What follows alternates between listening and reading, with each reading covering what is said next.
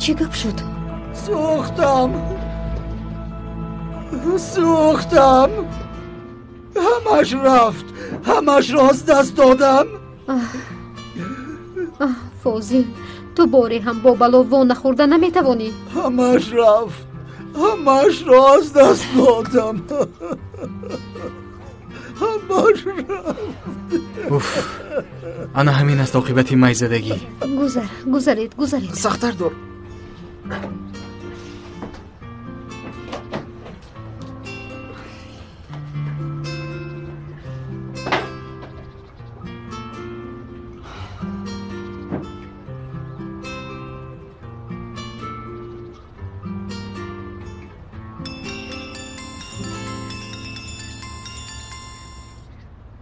الو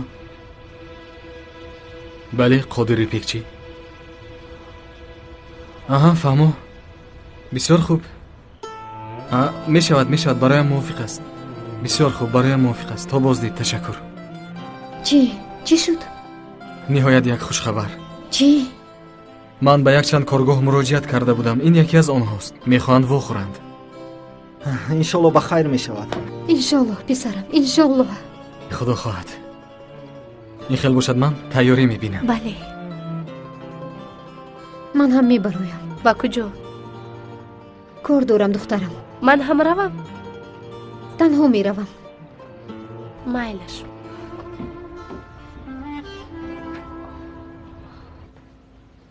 مرحمت خانم مجیده. تشکر امینه.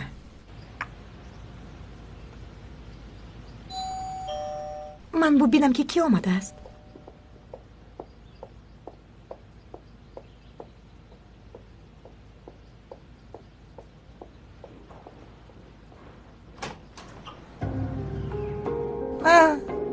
نیلگون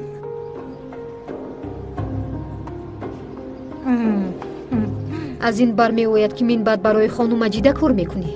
ما دائما برای خانم مجیده کار میکردیم. باید تخمین میکردم. خانم مجیده نیلگون آمده است. بگو درآید. بیا درآ. خانم مجیده تو را قبول میکنند. بیا شرم ندار. بیا.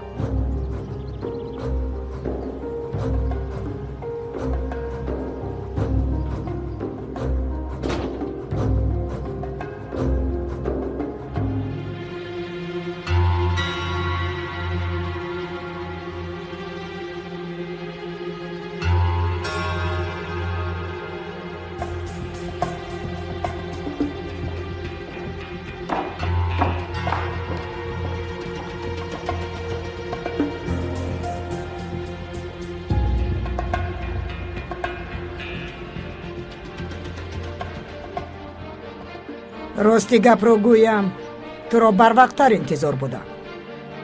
برای دیر اومدنم عذر بپرسم. تا حال بی حیا و بی تربیه هستی. از من تربیت طلب کردن شما خنده آور است. چی میخواهی؟ اگر گریه و تولو کردنی باشه؟ نه گریه میکنم نه تولو میکنم. برای کمال اومدم. پسرم را بهانه نکن. چی میخواهی؟ پول؟ در حقیقت فکر میکنید که من برای پول طلب کردن به اینجا اومدم؟ ناز نکن. بگیر و دیگر به چشمم ننما.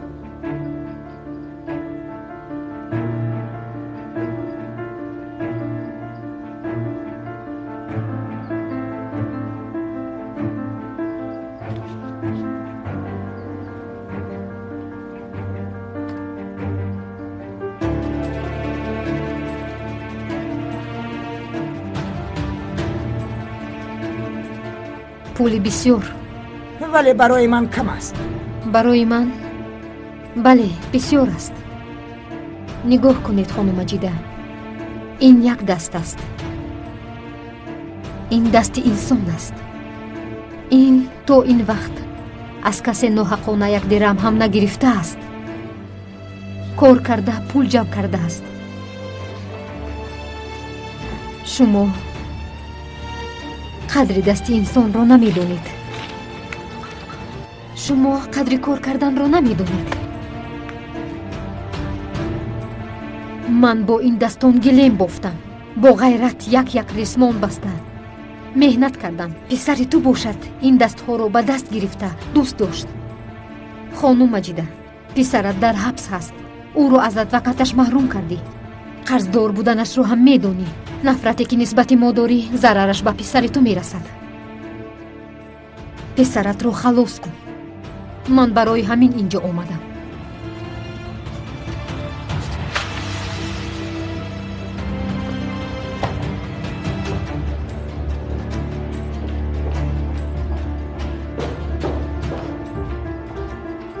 آمینه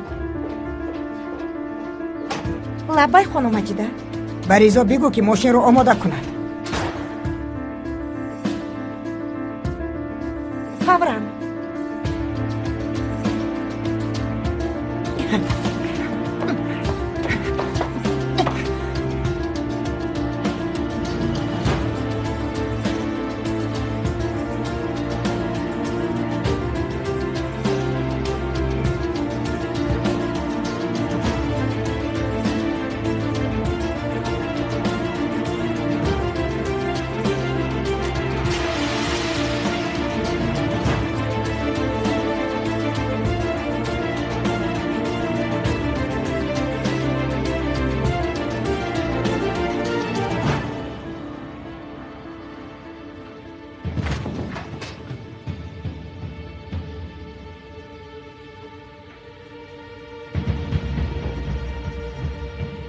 خوش آمدید مادر.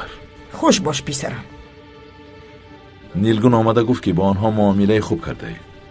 تشکر. آن ادوکات رو میرانه. دیگرش رو میگیرم. زنگ میزنم جواب نمیده. میدونم. میدونید؟ برای همین اینجا آمدم. برای چی آمدید؟ گپ رو زیاد نمی کنم.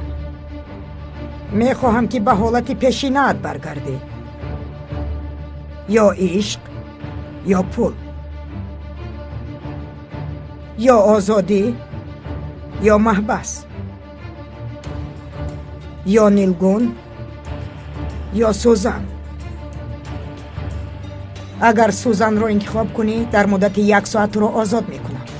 صاحب پول و قدرت میگردی، آزاد میشوی. اما اگر نیلگون رو انتخاب کنی آزادی و قوتت رو از دست میدهی. میروم و باری هم به قفایم نگاه نمیکنم و برای آزادی تو ذره کوشش نمیکنم.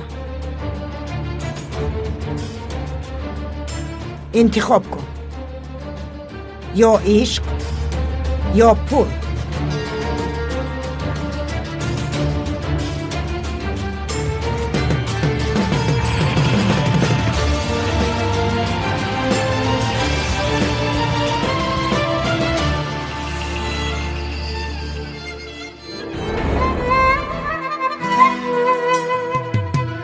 شاه ستون خاندانم پدر از تو چشمم نور میگیرد و بازویم